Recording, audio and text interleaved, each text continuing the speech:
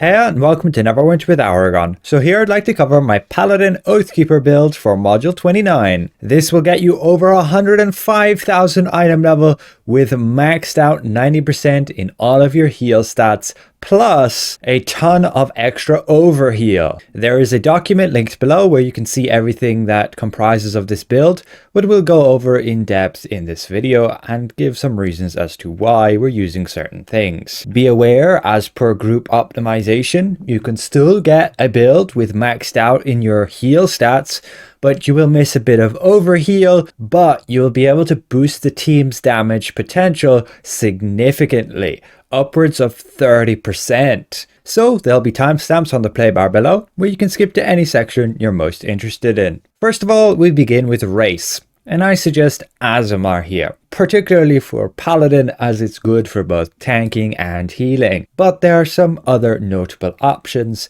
like the Drow for just the team support effect. You'll be able to boost your team's damage even further. The Renegade also has that, and otherwise you can make use of, say, Dragonborn and Metallic Dragonborn, Wood Elf, Half Orc, any of the ones that give you boosts to your heal stats, which you see again we have maxed out at 90% with Aasimar, Power, Crit Strike, Crit Severity, and Outgoing Healing. For your ability scores, you will want to focus on your Charisma, some Wisdom, and some Dexterity, depending on your build. If your Outgoing Healing gets maxed out here, make sure you're switching some to Dexterity to max out also that Crit Severity. But now we go to the more important part, your power setup. What we usually go with is this, using those powers, features, and feats. You'll use your Cure Wounds just to top somebody off. You'll generally use it after you cast a Divine Shelter,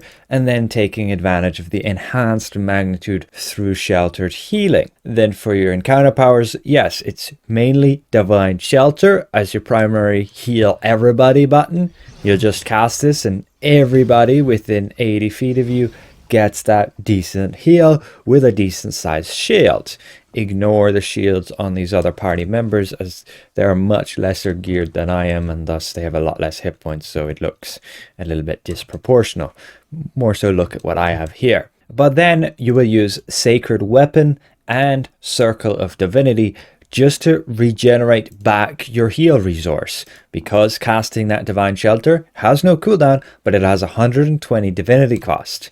Now normally you will have 1,000 divinity, which you can boost up with gear pieces to increase it, and so you are limited and you will need to regenerate that back to keep casting your healing. So you'll have to space them out and not just spam. Your daily powers, you'll usually hold on to them and use Lay on Hands if your tank or somebody needs that, like that super clutch heal to get them back to full, or you're saving Sanctuary for a time when everybody's going to take a lot of damage. You just press cast on it and do not press any other button. If you go press any other button, you can end up just cancelling it, and that's it. The daily power is over. And for the duration that this is active, everybody receives quite a massive heal over time of 600 every 2 seconds and 15% less damage taken. It's great, particularly for those like boss fights where everybody takes an absolute ton of unavoidable damage over time. Keep in mind of your mechanics here with your Channel Divinity. You want to put these wings on somebody just by tapping it. There you go, they have it above their head, and now you can channel your Hand of Divinity and give them an absolute massive shield. You want to do this for the tank so that when they're going to take lots of damage, they have this massive layer of protection and you can pretty much double their hit points. We can put it on ourselves here, and you can see we can easily like double our hit points. We've got more shield than our hit points, which is nearly 1.4 million. It's just absolutely insane. That's like the main thing that Paladin has going for it. These shields and the ability to just massively protect the tank. You can run with a very new player tank and just give them huge survivability. They can face tank anything. Your class features, you want the Composure and you want the Aura of Restoration, and the feats, you want the following. Be aware you can go with, say, Battle Focus instead of Prayer of Opportunity if you find yourself not taking advantage of it, but you may as well. Whenever you're casting this Divine Shelter, which is your main heal, you have this chance to trigger your Prayer of Opportunity, but then you get a dotted outline there, and that means your next hand of Divinity cast is for free. And that's pretty much the basics for Paladin Oathkeeper and what powers to use. Just be aware you have different abilities you can use, like Banishment here. It's an absolute huge effect to stun enemies for 6 seconds. They just do nothing. And in boss fights, it can be used to reduce the outgoing damage of the enemy. And then you can also use Burning Light to stun enemies. And I would generally use these two when you're just running between groups of enemies. You stun them, they deal no damage, then there's no need for you to even heal anybody. And then you do have a cleansing ability, Cleansing Touch. There are some boss fights where it's important, like in the Demon Web Pits, the last boss fight with Lolth. Be sure to use this on your tank whenever they get the poisoned effect. Otherwise, you're just going to have to heal them more than you need to. Cleanse them, they'll be very thankful, and they won't have to drain their stamina and be much more easily be able to take those tank busters. And then, yeah, sure, there's like Bond of Virtue, which is just not great. You're better off, to be honest, just spamming more Divine Shelters and basically having these other two powers here to give you back Divinity when you don't need those stun effects. You can use Aura of Wrath if you don't need the extra heal from Aura of Restoration, which is like really huge, 10% for everybody and 15% for the tank. Like, that's massive gains for Outgoing Healing. But Aura of Wrath can be useful to just increase the effectiveness of your team and then their damage. So hopefully that helps. I do recommend watching gameplay of what content you want to play on the Paladin Healer so you can familiarize yourself a bit better what people use, but otherwise just practice. From here, we're going to go to our gear. And this is currently what setup we have. And keep in mind again, it's for maxing out your healing. There will come a point where you're comfortable enough that you say to yourself, I've got more than enough healing to keep everybody alive. I may as well improve their damage.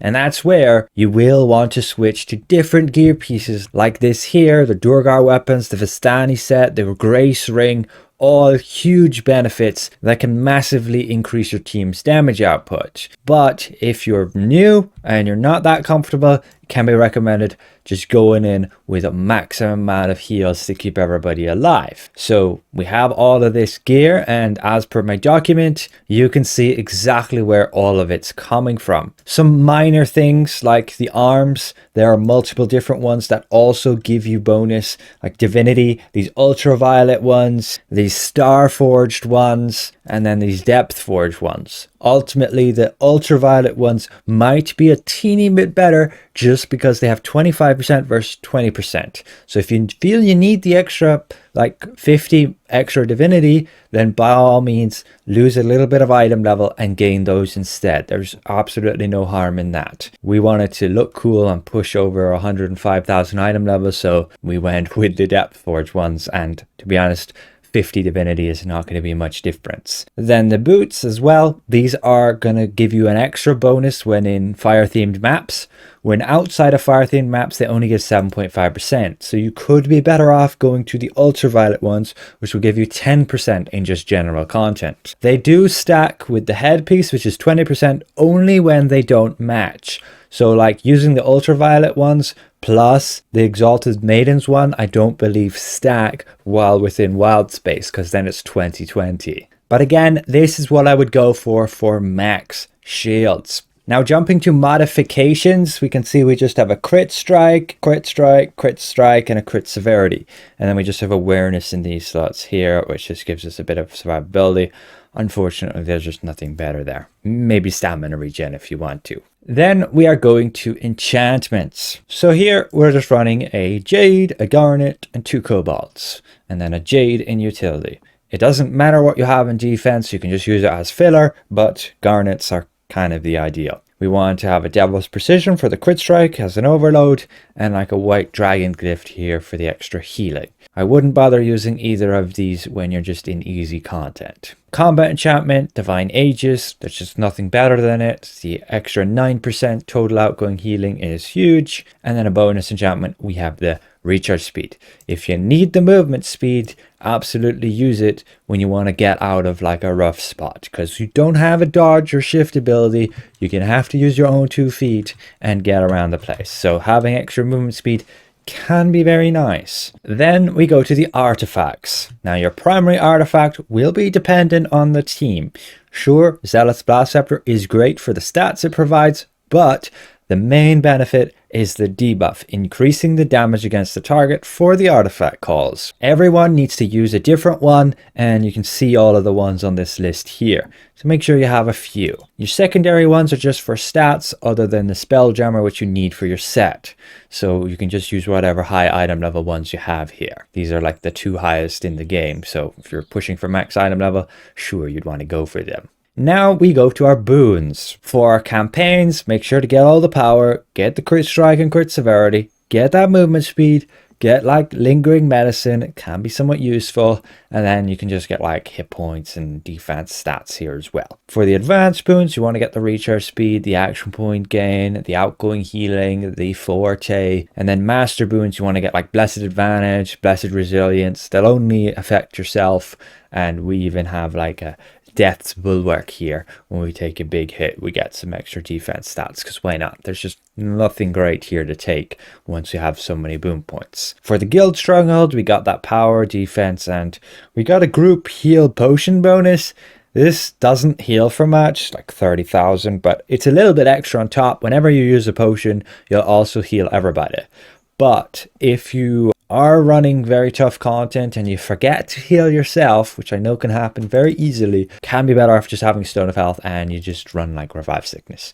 This extra group heal bonus is not going to do much. The only benefit it has is actually to trigger lingering medicine on other people, but I will get into that into a separate video and the viability of it. Now we go to our companions. As your summoned companion, you usually want to use one to support the team. There's loads of them out there, and the best ones are usually going to be the ones that either give your team damage buffs or just damage stats. That's what they'll usually appreciate you to have the most, generally because getting through content faster is better. But there are different companions you can use for healing. I wouldn't recommend the Fawn or the Fire Blossom Zealot. Their areas are too small. Linear Lanarel, Apprentice Healer, Celeste, Dedicated Squire. These 4 are like actually pretty okay at healing the team, but they're not going to be anything game changing. Just a little bit extra on top. But in general, I would just go with something that's going to support the team in terms of them dealing extra damage. You get through the content faster. Now for the companion equipment, we just have this from the Mountain of Flame. We've got Reinvigorate there for the extra outgoing healing, the Kanku, Baby Deep Crow, Zariel, the dog, and the Compy. They just give you all the stats you need, like the power, the crit, and the crit severity. Just keep in mind of different ones you can use to also give you those stats. You don't have to pay a high price to get exactly what I have. And also be aware, if you want to go for group optimization, it can be highly recommended to have like the Tamed Velociraptor here and like the Golden Bullet or the Pink Yeti. From there, we go to our mounts. In our current tab, we want to have a combat power that again supports the team for those artifact calls. You can see all the different ones here. Generally, the top 5 are best. And this is even excluding the Bestial Fire Archon, which I need to go and include, with its hot streak creating these pools of fire on the ground, also increasing the damage the target takes by 15%, so it's going to be in line with like the King of Spines there. For your equip bonus, you generally want an aura. There's like Mystic Aura, Runic Aura, and Pack Tactics. You can see what mounts give those here. In the stable, we have a bunch of Dominance, Brutality, and some Rhythm insignias. The bonuses we're going for is like 2 Shepherd's Devotions here, 2 Survivalist Expertise, and a Mender's Covenant. Just be aware of those Survivalist Expertise. If you're in content where you die a lot, then you will lose hit points for every like revive sickness you get after reviving, and so you can just end up easier dying again. But you are the healer, you have more hit points than everybody else already, so it generally shouldn't be a problem.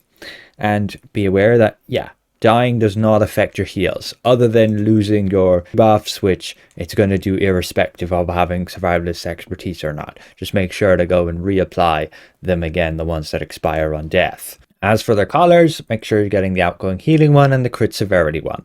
The rest are unimportant, but you can see what ones I have here. Then we jump to those consumables. We've got Zurek, the guild food, Wildstorm Elixir from Invoking here. You've got your Squash Soup event food, and you've got your Flask of Potency from crafting.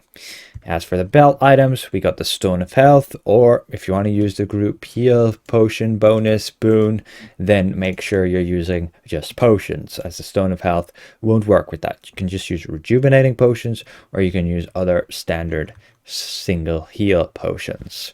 We've got then a Wondrous Dragon to give us action point regen. That is just completely unnecessary, but if you have it, use it. And then we've got the Forger's Box, just with the power boost. Ultimately, that's the entirety of this build, where you can maximize your heals and your shields, giving us over 105,000 item level with maxed out heal stats while you're in a party of 5 people. As you can see here again, all nice 90% with even over 80% forte, which means you have very good regen. As per your other bonuses, your total outgoing healing is going to go over to 124%. That's all of that overheal.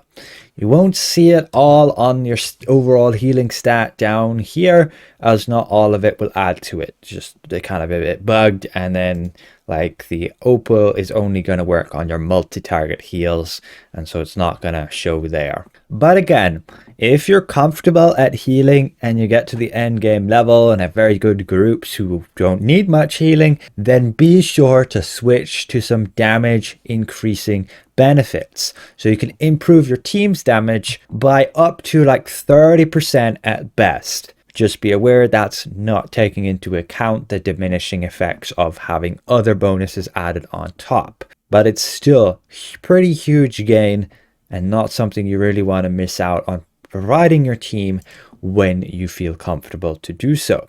So going down to the optimization section here, you can see all of the different things we'll need to switch around. You can still get all of those 90% in your heal stats, but you will be missing a bit of the overheal. You won't have like the Void Touch weapons, and you won't have like the detector set. So you're going to miss like 18% there. Along with that, your item level goes to nearly 98,000. So you miss a bit of base damage, which does contribute to your heal. And the Duergar weapons only give you 200 bonus base damage versus Void Touch giving 275. So overall, you will miss probably like 30% of your healing effectiveness. But again, you will be giving that in damage to your teammates. In order to set this up for yourself, you'll need to switch to the Tamed Velociraptor instead of using, say, the Deep Crow that would give power.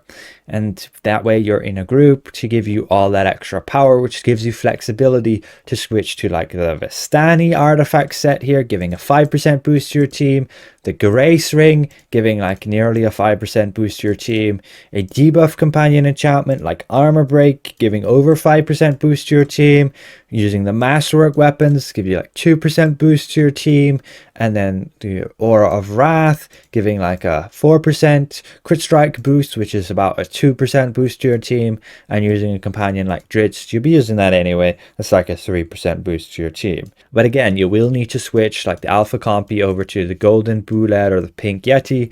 That way you can switch that enhancement over to like Armor Break here, and again you can see the Tamed Raptor there, and you can see the different gear pieces here, using that Vistani set with the Taroka deck, using those Duergar weapons and that Grace Ring. And ultimately, endgame groups will appreciate you giving all of those boosts, and they generally just won't need as much heals as, say, some newer players who just kind of don't know how to play that well, end up taking a lot more unnecessary damage. Again, be aware if somebody else is using the Grace Ring, there's no point you using it. Same with the Vistani set.